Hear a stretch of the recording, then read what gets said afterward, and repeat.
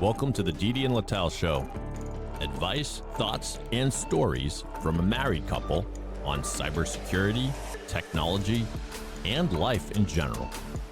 Now here are your hosts, Didi and Lital. Hello and welcome to the Didi and Lital Show. What's up, Didi? Tons of stuff in sports. I guess you have a lot to talk about today. So let's start with the most important part. You came back from the Bruins games last night. Yes. So I went to the Chara number retirement thing. You want to show the bubblehead you got?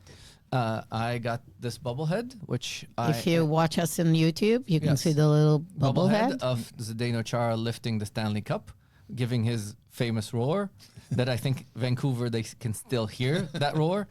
Andrew Ference was emceeing that, and there were some very good-looking ex-Bruins. Between Dennis Seidenberg and David Krejci and Andrew Ference, they all are very good-looking guys, which is not what you expect from hockey players. You usually expect no teeth and busted faces.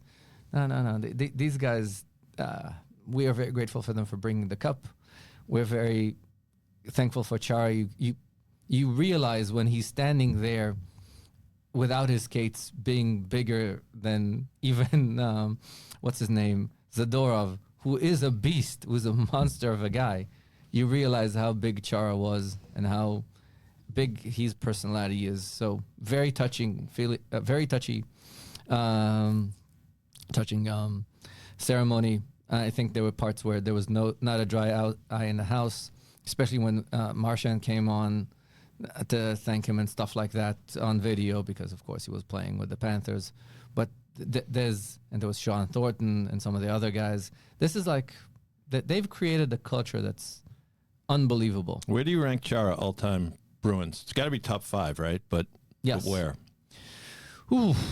So I can't take out Bobby Orr from He number has to one. be one, yeah. He has to be one.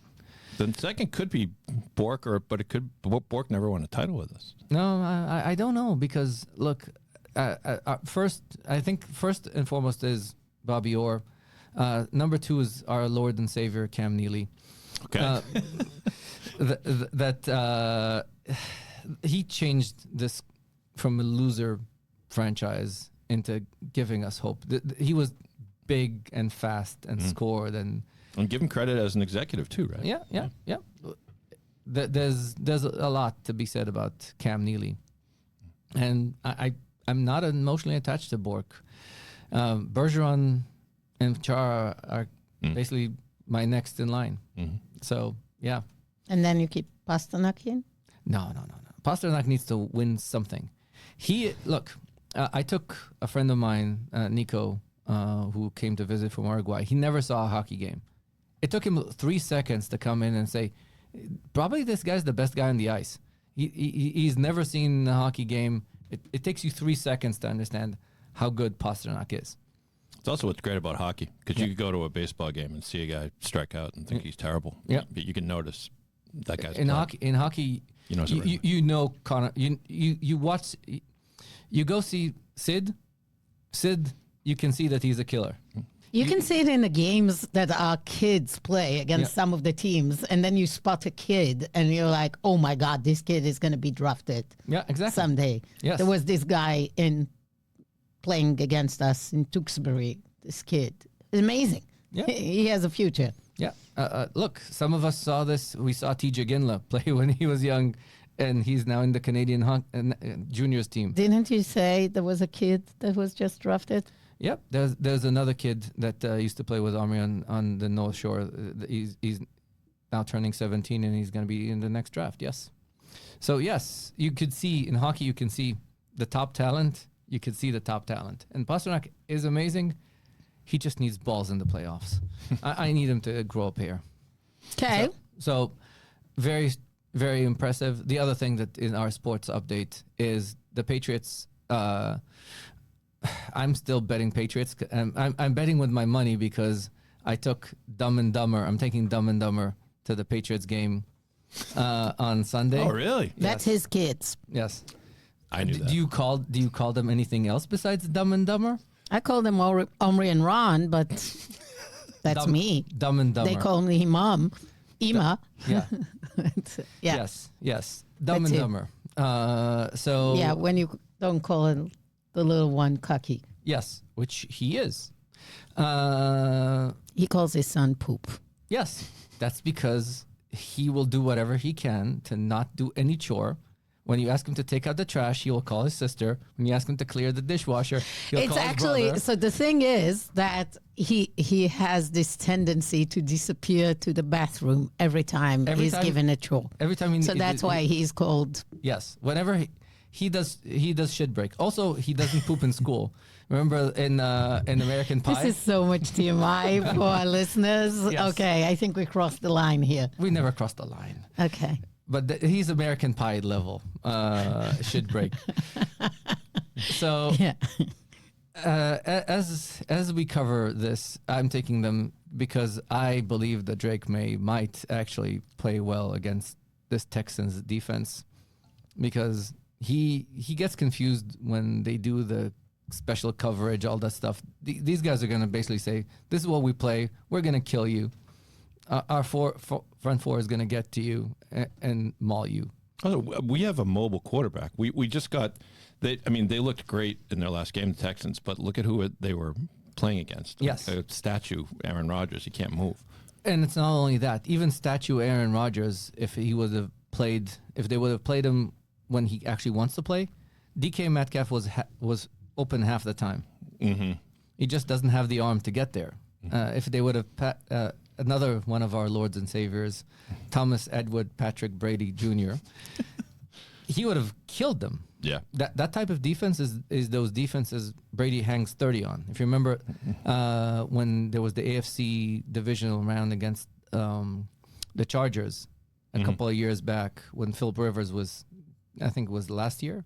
Yeah, he was playing with a torn ACL, I think. Yeah. But Joey Bosa was at his best. Joey Bosa was like at the top of his game, and they had an insane secondary, and I think they had another guy on the other side. I think it was the Jadeveon Clowney year. I don't remember. They had a very good defense. They had the best defense football. Brady hung 36 on them, yeah. like that. So we still got Josh McDaniels. And we still have Josh McDaniels. So. Have fun. Yes, I will. And by the way, these words might come to blow up in my face when they'll score defensively. 3 touchdowns on us. And That's yeah, and it could happen. And it could happen. But I don't know how many offensive TDs Stroud is good for. He's good for at least one defensive TD. For us, right? Yeah, because if the Steelers had half a decent defense, they would have scored on that second fumble. That was a disaster. Oh yeah, he looked like a scared little kid in there Yes. half the time.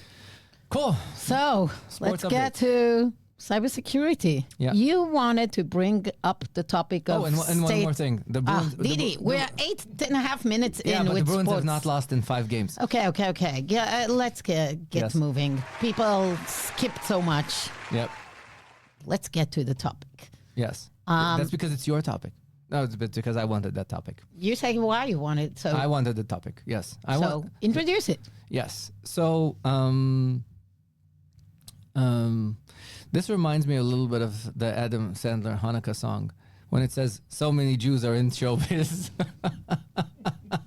Right now, everybody that I talk to does one of 2 things.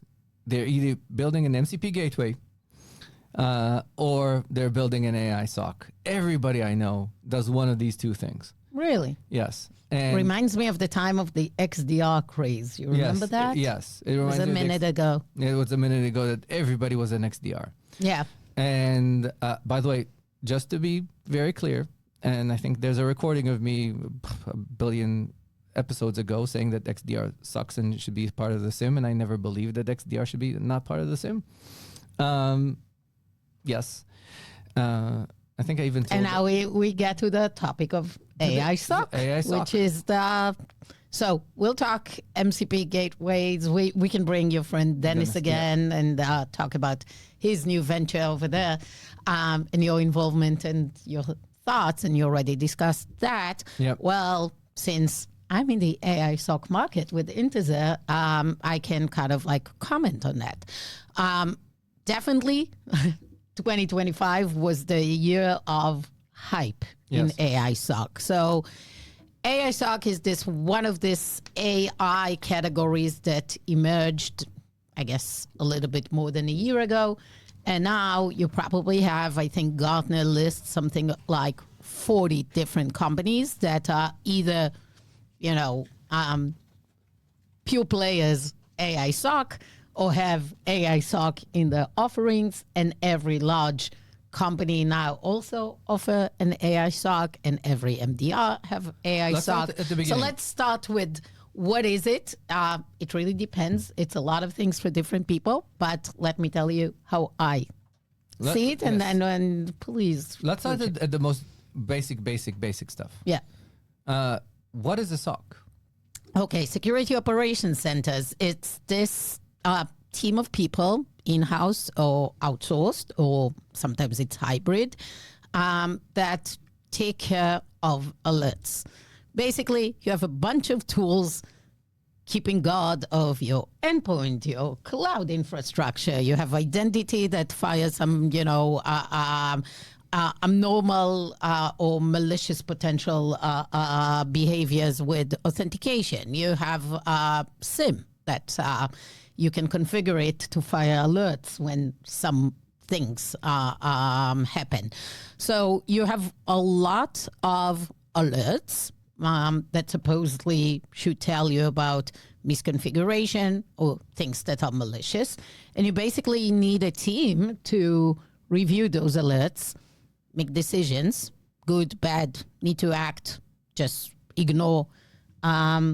If bad, need to do something, typically escalate it to the next level of analyst. So you typically have L1 SOC analysts that basically go over basically people sitting on the consoles and clicking buttons. And clicking buttons. They have a huge queue of alerts coming from the endpoint, typically, phishing email, blah, blah, blah. They make a decision. True, false, tuck, tuck, tuck, tuck, tuck, tuck, tuck. That's what they do. They review the queue and decide true, false.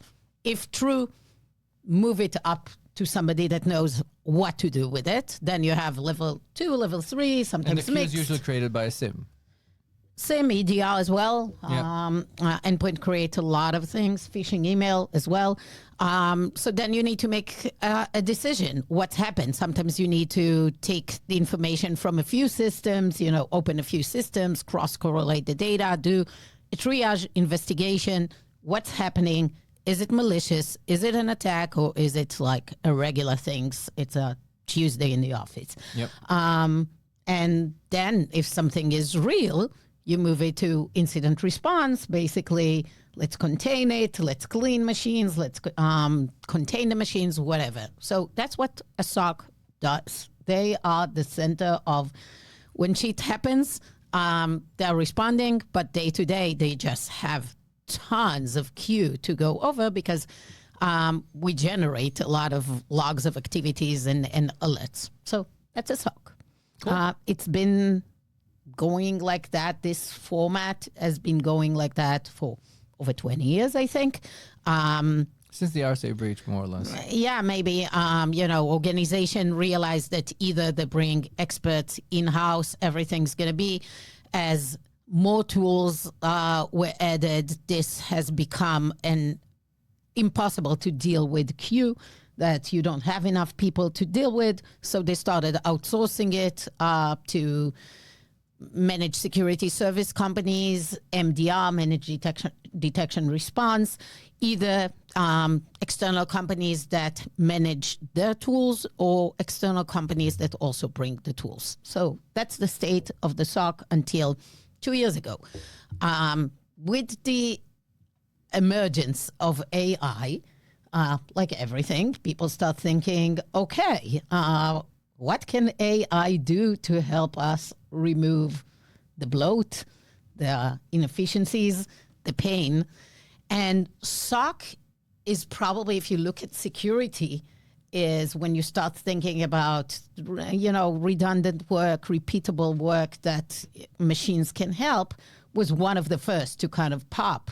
SOC is like ready to go for more automation. Now, it's not new. You already started with automation the day of SIM, SOAR, like the whole idea of building workflows, not doing things that are repetitive. So SOAR was all about, okay, when X happens, let's automatically do Y. So automating response. The problem was always this bottleneck of taking the alerts and investigating them. That's where you actually need, human brain to be able to see patterns, to connect the dots, and to make decisions. That's, and by the way, not what I've seen. I've seen most of the time what I see is that most of the humans, what they do is they see an alert and they go into 5 systems, they open a case and they say, you know what? This is the email that's attached. This is what this is the person that this email belongs to. These are his permissions in the system, their permissions in the system. Oh, this device. This is what we know about this device. It's even before you start an investigation, there's a lot of the building of the case. It's kind of like triaging what's happening. No, it's enriching the data. It's basically like when you go to the ER and you have the nurse practitioner comes and take your blood pressure and your fever and your stuff and go over all the things that you consume, your regular medication and blah, blah, blah. That's kind of it. Like you need to start doing some things that are routine stuff to basically get the case. It's triage. It's That's before what the triage. It's basically building the case before the triage. Exactly. Get to all the data. Yeah. So grab the data from all the sources. You put it typically into a spreadsheet. Yep. That's what people do. And then you go and start saying, okay, all this data seems to be malicious. And then let me go and run the malware and see if it's a malware and do the more advanced stuff. Yep. Yeah. And those things takes time. They require expertise. And resources. They're time consuming. And CPU consuming. There is a lot of things to improve. And that's exactly so. What we're talking right now is actually how those AI SOC agents capabilities grew. A lot of companies just started with the first thing, just let's get all the alerts and just reduce the 70% that are noise. Let's just take them out automatically so that they will never even go to the L1 analyst. And still, most of the players in the industry today, that's what they do. And sometimes they have some LLM wrappers that add some, ChatGPT knowledge about, we closed this because that's the reason we think it's a false positive, and that's it. So it's an efficiency play. The more advanced players get into those things, bring the data, start putting it together, and then make decisions. Make decisions about, is it malicious, is it not? If yes, escalate it to a human being or automatically contain, do whatever it's needed. And only very few companies do it. First, because it requires expertise that go beyond just AI and data handling. It requires security expertise that not all the startups that came into the field has. And it's very, very heavy on, GPU compute if you don't architect it well. So from a price performance, and go to our episode when we talked about, the cost of silicon versus the cost of carbon, in many cases, the load of alerts is so high that, the cost of doing it on all alerts is really high. So that's another thing that sometimes is prohibitive and is a problem with a lot of the AI SOC companies and companies that didn't architect themselves in a way that can handle that. Maybe in the future things will be easy with GPU costs going down and, compute going down. But at the moment, it's harder to do it. So there was a post by Francis Odom about a few weeks ago saying the entire AI SOC market is $40 million in ARR. That's his assumption. And there are those 40 players that play on it. Funny, because Intezer has a big chunk, if that's true, out of it. But I will tell what you do you that think? first, I'll tell you that Gartner assumes that people have thrown about $2.8 billion at not necessarily AI security, not necessarily AI SOC, but the whole AI adventures. AI security. No. The people have the big companies have paid $2.7 billion in securing AI In the past 2 years, since it started? in 2025. Okay. And they expect a 78% CAGR, which means that It's going to churn. Oh, it's going to grow. CAGR is the growth. Okay. It's a growth indicator. Okay. Sorry. So it means that next year they're going to spend about close to $4 billion. Okay. Of course. So, but at the same time, so I'm sorry, I was confusing it with some data that shows that a lot of companies tried either homegrown AI projects or bringing in early stage AI project across the enterprise, and I think they've seen like 70% failure of those projects. I think we mentioned it in one of the episodes before. So on one hand, that this is interesting, and I think this shows that the market is going to mature. That's my prediction for 2026. There's going to be a lot of consolidation, a lot of maturity. I think it's less about AI as AI, that the hype is going away. AI is a productivity tool. AI is a tool to get things done the way that everything is.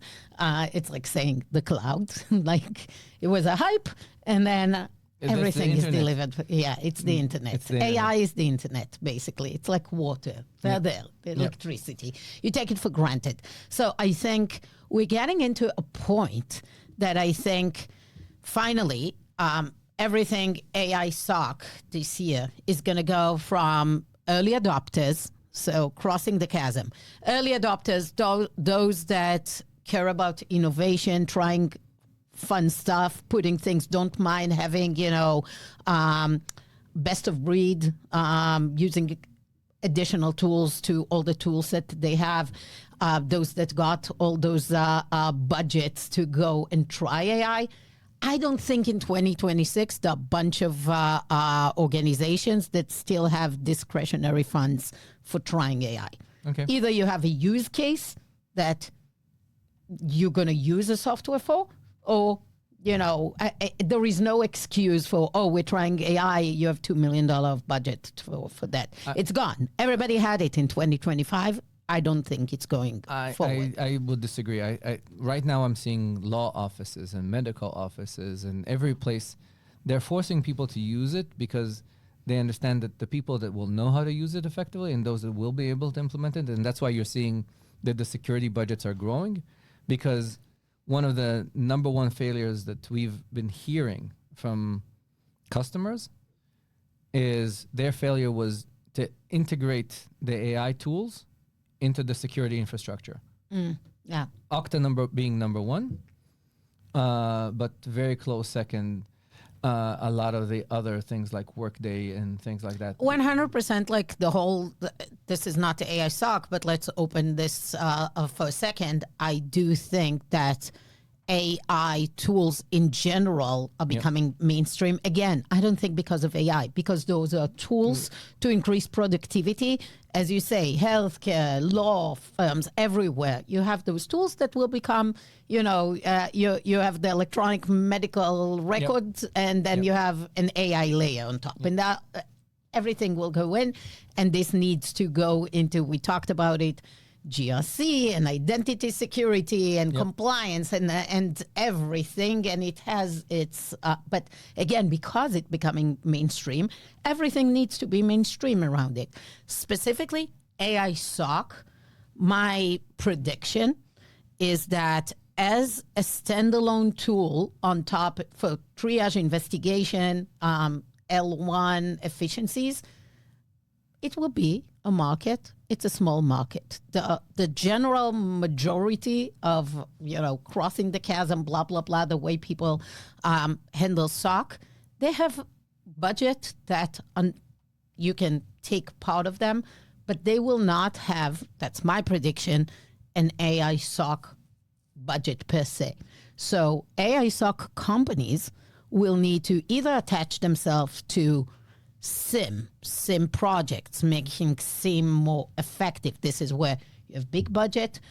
People invest a lot these days into cutting the overall spend on data. So they use the Cribbles of the world, Pete's company, what's the name? Realm Security, doing smarter SIM management.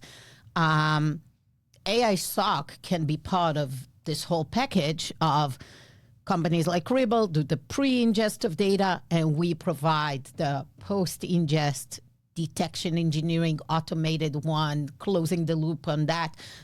That's one Explain direction. detection engineering. Detection engineering is basically SIM, I think we explained it a while ago, is basically a big aggregation of logs coming from everywhere. You need to have it typically for regulatory purposes. Now, over the years, people realize, I throw in all the logs from all my systems.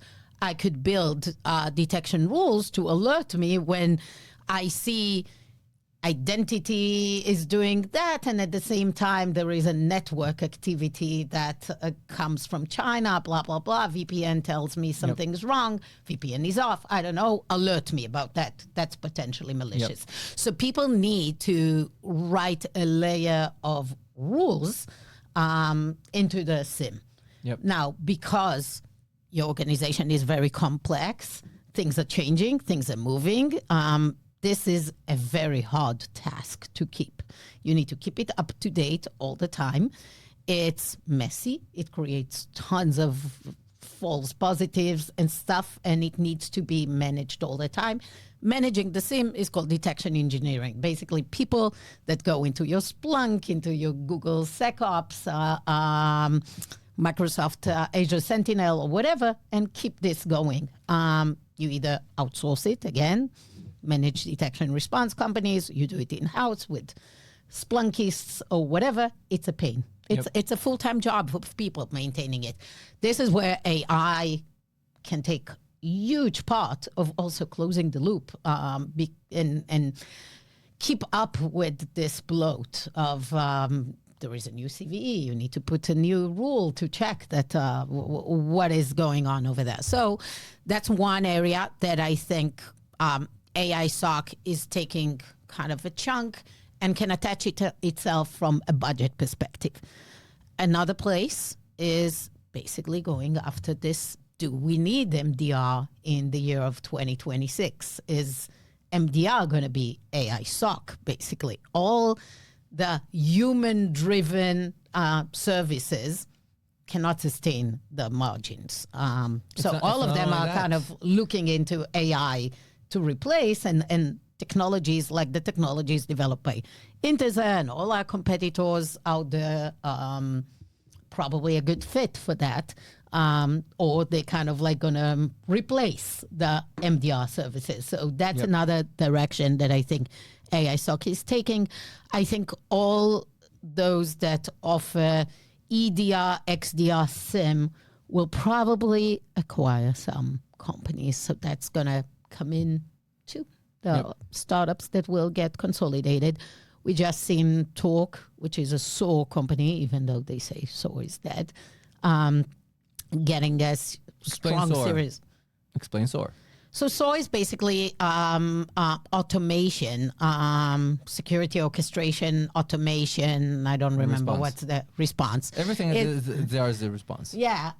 The idea is that after you identified that something is an incident, you can automate the response. You can basically say, go remove this machine from the network, or go wipe this machine, or whatever you want to automate. Usually you don't automate that. That is the thing. You usually don't automate almost anything other than alert this good dude that this happened. Usually automates that's what happens because you're never sure about taking those actions. You usually build a case. That's the thing that you automate. You build a case. That's what. So it's case management, yes. Yeah. So that's a SOC, and Talk is expanding also into the AI SOC. They got a big round D, and after the same market. I feel very strong about where we are at Intezer. We have great customers that love us and renew with us. I can drop some names that nobody knows, like NVIDIA and Salesforce, and Equifax and MGM Resorts. And we feel our value is, with the depth of investigation, with the accuracy. We have forensic tools also that nobody else have embedded with the platform. But that's the self-promoting stuff. A lot of money in this industry, a lot of hype. Yep. What's your questions and take? So my take is that I think one of the interesting things is the difference between what I call the pure players, like yourselves and Dropzone and 7AI, that grew into this space from a lot of people that knew how to do detections and decided that this is the next step to do, versus I'm a SOAR company, let's do this.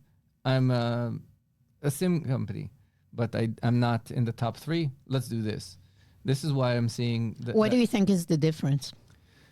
The difference is very much like we're seeing with the MCP gateways and other places. The pure players are not burdened with tons of legacy and are not burdened with the need to create a split brain of how to bring in revenue. Yep. That's always the case with startups. It's the founder's dilemma. It's the innovator's dilemma. It's how do you basically kill your old source of revenue if you believe that this is where the money is going to come from? Yeah, like think about how much money organization like CrowdStrike are making from Falcon Services. Yep. AI SOC can basically eat this alive. I mean, and people's expectation is to pay less if you do it with AI. Well, but that's the thing, that if you're thinking of Falcon Services, they should not say AI at all.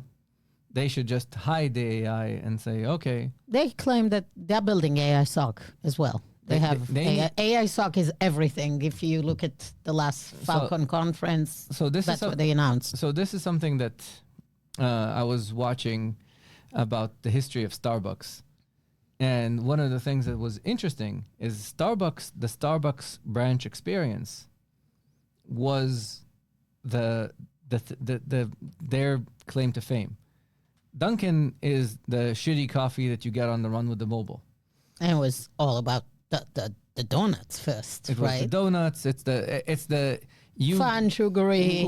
We will give you sugar and caffeine in a fast injection. That's Dunkin' Donuts. That's Dunkin' Donuts brand. Yeah. Starbucks was about quality. It was quality. The smell of coffee, the Italian names, the venti, schmenti. Exactly. It was the experience of actually having a boutique coffee experience at scale. Right. What you call prestige.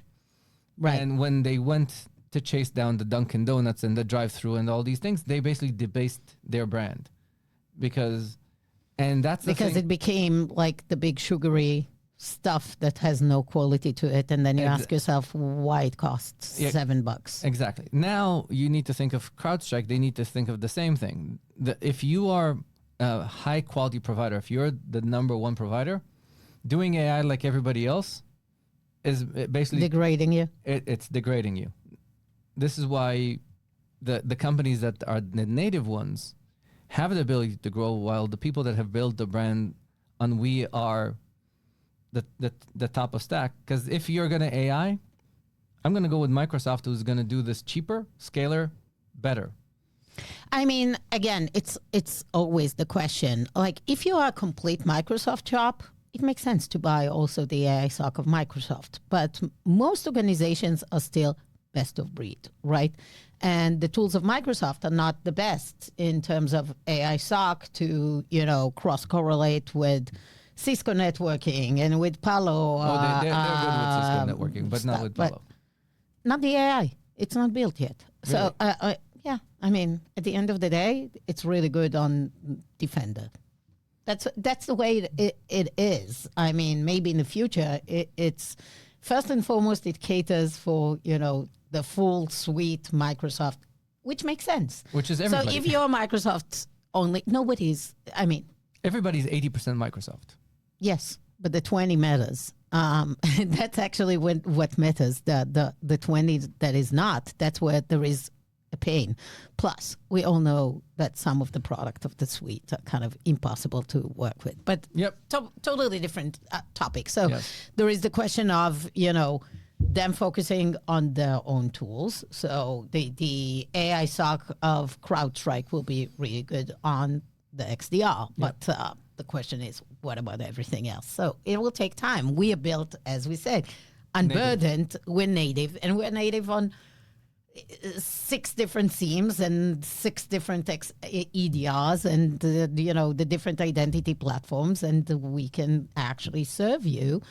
We have MSSP customers that have 500 customers themselves, and each one of them handles 7 different SIEMs. So it is, we handle this complexity day in, day out. We see it. So cool. Yeah, I think it's an interesting market. Tons of consolidation will follow because that's what it is. Like the PE episode. Red Ocean. Red Ocean. Awesome. Cool. Anything else? No. I mean, RSA will be busy this year. We are launching, yes, we're going to have an event called AI SOC in the NASDAQ on the 27th of April. So here I'm announcing it. It's going to be out next week. Invitation will go out.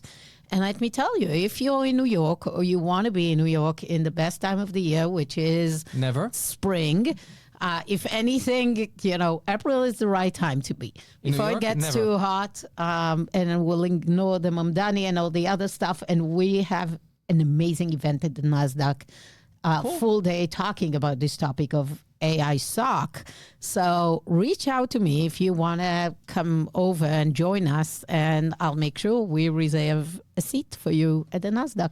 And if you're a founder of a company and you've suffered enough in New York, come move to Boston, where it's still not insane and still not sucky. And the sports team actually win. No, move to Austin. Yes. Or Tampa. Like, what are you talking about? Yes. Agreed. Forget about what he just said. No, but get out of New York. Florida. Anyways, Alrighty. with that positive note, go Patriots. And Go Pats. Go Pats. Go Bruins. Yes. And by the way, speaking of New York, the New York Islanders drafted Chara just to show that clearly they don't know what the fuck to recognize talent. Awesome. Well, the Didi and Lital show is a weekly podcast. Please rate, review us, and share with friends. We are growing by word of mouth, so that's super helpful. We will see you next week. Thank you, Didi. Thank you, Lital. Go Pats. Bye. Go Pats.